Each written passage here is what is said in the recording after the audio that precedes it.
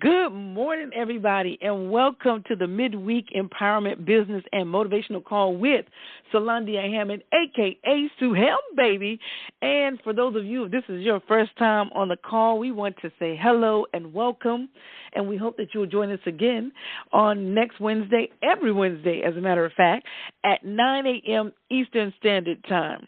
Again, my name is Sulondia Hammond, and I am a lover of God and all of his people, as well as a mother of three, which I consider to be the two most important jobs in the world. I'm also a self-published author, motivational speaker, internet marketer, blogger, radio, TV host, and a serial entrepreneur. And let me just say that I am glad that you guys are here on the call with me this morning because, as I always say, you could have been anywhere else, but you decided to be here for the next 10 to 15 minutes, and I do not take that lightly.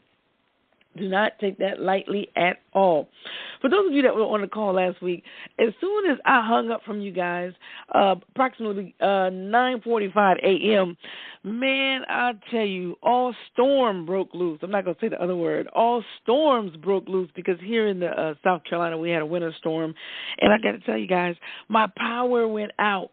And you know we're covering the topic of fear. Today marks the third call, the third week that we're discussing the topic of fear. And I got to tell you, I was fearful. Fearful that my lights weren't going to come back on. And actually they didn't come back on for a few days. But I'm thankful they came back on a few days later because there are still some people right now without lights, and today makes day 7 that the electricity went out. So want to send a shout-out to all the linemen, some prayers up to all the linemen that are out there risking their lives and working around the clock to restore electricity to those people that have lost their electricity, and also to those people that are suffering without electricity. True enough, there are people all across the world that do not have electricity, but one thing about it is when you have it and you lose it, man, it seems like that's the worst thing in the world. So, as they always say, you never miss your water until your well runs dry. So, I definitely miss my electricity when it got turned off. But, guys, we are talking about fear. Because we already know what fear does, man. It stagnates us. It leaves us powerless. It robs us of our imagination. It prevents us from playing it big. It does all kind of crazy stuff that we should not allow it to do. And Napoleon Hill talks about 6 fears. And he said out of this, these 6 fears, they are the monsters of fears. They're the ones that keep you from living life and doing what you should do. And those 6 fears are poverty, criticism, ill health, lost love, old age, and death. Now, some of you probably fear all 6, and some of you probably just suffer from fearing of just a couple of them. But either way it goes, if you've got fear in your heart, man, I have to tell you, you are stopping yourself from living fully. You are not free. And in the previous 2 weeks, we discussed fear of poverty and fear of criticism. And this morning, we're going to discuss fear of ill health. Now, people, you may say, well, what does fear of ill health have to do with stopping me from living my dreams or going forward in business or living my life, But it really has a lot to do with it. Now, as we've said before, fear is just a state of mind. You've heard some people say fear is just false evidence appearing real. Fear is just an illusion.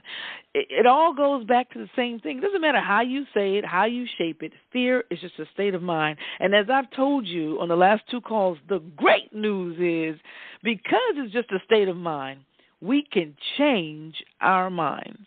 Now, you see, that is the one thing that we have control over is the power, the ability to change our minds.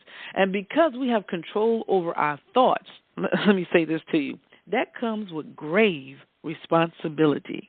We have to be constructive at how we use our mind. We have to be careful at the things we think about. And we can't blame anybody else for what we think about because, once again, that is the one thing we have control over, and that is our minds. And because that is the great thing, that means that we can either eliminate or manage fear because fear is just false evidence appearing real. Fear is just an illusion. Fear is just a state of mind, and we can change our minds. Now, for those of you that want to go back and listen to the calls on fear of poverty and fear of criticism, I'll give you the information at the end of this call on where you can find that. But let's get into fear of ill health. So basically, fear of being sick, fear of getting sick. You know, you ever met somebody and you ask them, "Hey, how you doing? How you feeling?" And all they say is, "Oh my God, my left knee is hurting, and my left vertebrae and my neck, my back is kind of out of socket." You know, you ever met somebody like that? "Oh, my heart is hurting, my elbow is hurting, inside my left pinky toe is hurting, my toenail is coming off." And it's like, my God, I see you on a regular basis, and every time I ask the question, "How are you doing?" I never get anything positive. You guys ever dealt with people like that, man? I don't even like to be around people like that. So I get to the point where, okay, since they're not going to change, I am going to change because I have that ability to do that. And I stop asking, "How are you doing?" Because it's like, as soon as they tell me, instantly I start to feel sick, you know, because of all the ailments they have going on. I'm like, oh my God, I think I'm feeling it too. I'm kind of getting what you got going on. But listen, the fear of health stagnates you guys. It really, really stagnates you. It says, this is what Napoleon Hill had to say about the fear of health. It says that most people have a fear of old age and a fear of death because it leads closely to the border of not knowing what's going to happen to you when you die. Now, I have to tell you, a lot of people fear that because they don't know if they're going to, they don't know where they're going when they're dying. So they worry about getting old because most people associate getting old with dying. When the truth of the matter is we have people living to 100, 104 years old now. But he also goes to say, man fears ill health because of the terrible pictures which have been planted in his mind of what may happen if death should overtake him. He also fears it because of the economic toll which it may claim. So a lot of people are afraid of getting sick because a lot of people don't have health insurance. A lot of people are afraid of getting sick because they can't afford their medication and they fear they're going to die. But here's the thing, guys. A lot of people are suffering from hypochondria. What is hypochondria, Sue? Well, it is imaginary illness. It has been shown that the fear of disease, even where there is not the slightest cause of fear, even when there is not the slightest cause for fear, produces physical symptoms of the disease feared. So, in layman terms, if you are afraid of getting sick or if you think that you are sick, do you know that you will bring on those symptoms even when there really was not an illness to begin with? Worry brings on sickness. Worry brings on stress. Stress brings on all kinds of diseases. Cancer. If you look at all the diseases and really study them, all doctors say that most diseases stem from stress. Heart attacks, cancer, diabetes, all this stuff technically stems from stress. And you're like, how can you get diabetes from stress? Well, you're stressed and you're probably not eating what you should be eating. You're stressed and you're not working out when you should work out because working out relieves stress, So these are things that lead to, to diabetes, to heart attack, to cancer, and so many other diseases. I mean, there are a plethora of diseases that are brought on by the onset of stress or by the onset of fear of being sick. And because you fear being sick, your mind starts to take on that, okay, I am sick. And your body is going to do what your mind tells it to do. And then you become sick. So here's the thing. And Napoleon Hill said, powerful and mighty is the human mind. It builds or it destroys. Guys, if I didn't say anything else on the call, that right there was it. That was it. That covers anything in your life. That covers your relationship. That covers your children. That covers your business. That covers your career. That covers your job. That covers whatever it is, your purpose. The fact of knowing that powerful and mighty is the human mind. It builds or it destroys. Now I'm asking you guys, what are you using your mind for?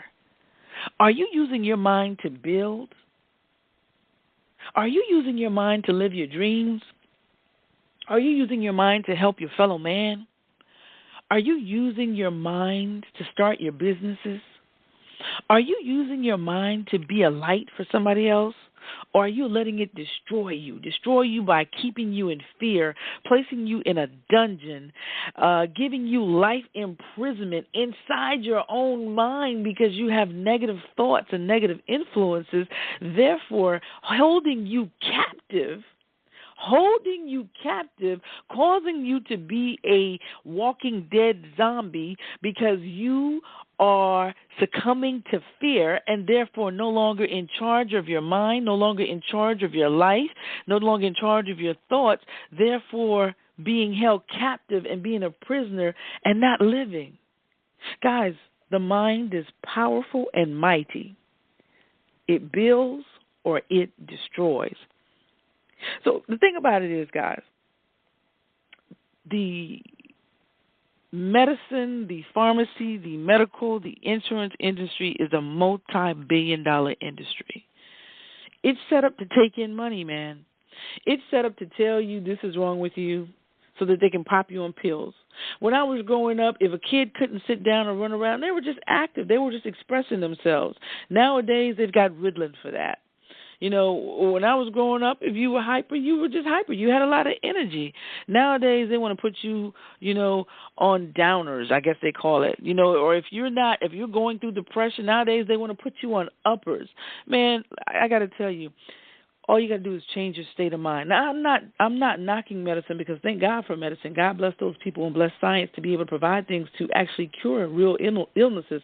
But I want to tell you that if you really want to heal your body, it starts with the mind. And I can tell you to try this simple process. Anytime you've had a headache or had an ailment in your body, start to tell yourself, you know what, I feel good. I feel good. And really start to believe that my headache is gone. My headache is gone. My back feels better.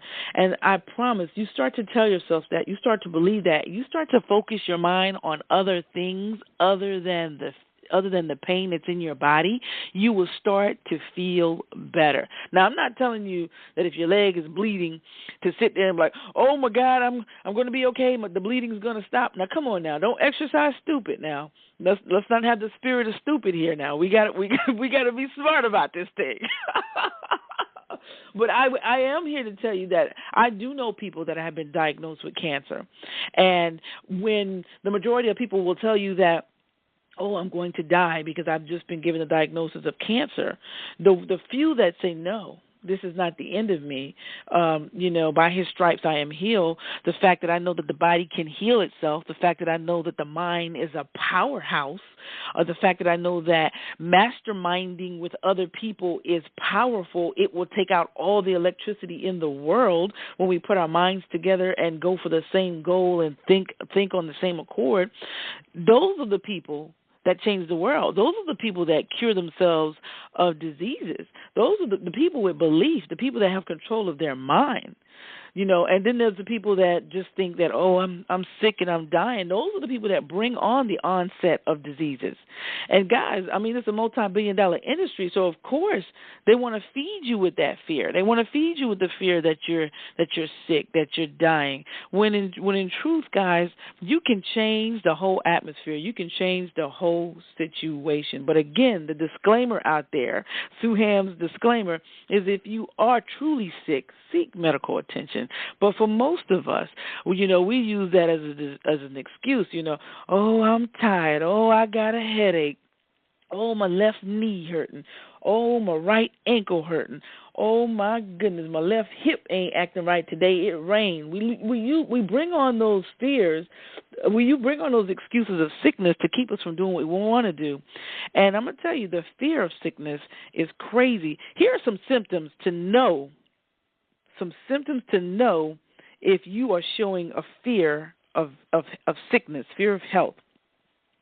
The habit, number one, is autosuggestion. The habit of negative use of self-suggestion by looking for and expecting to find the symptoms of all kinds of disease. Enjoying imaginary illness and speaking of it as if it is real. The habit of trying all fads recommended by others as having therapeutic value. talking to others about operations, accidents, and all other kinds of illnesses, diets, physical exercises, and all that stuff, kind of whack remedies. You meet those kind of people, always talking about sickness, always talking about, oh, man, I hope I don't have that nasty disease. I hope I don't have HIV. I hope I don't have cancer. I hope I don't have,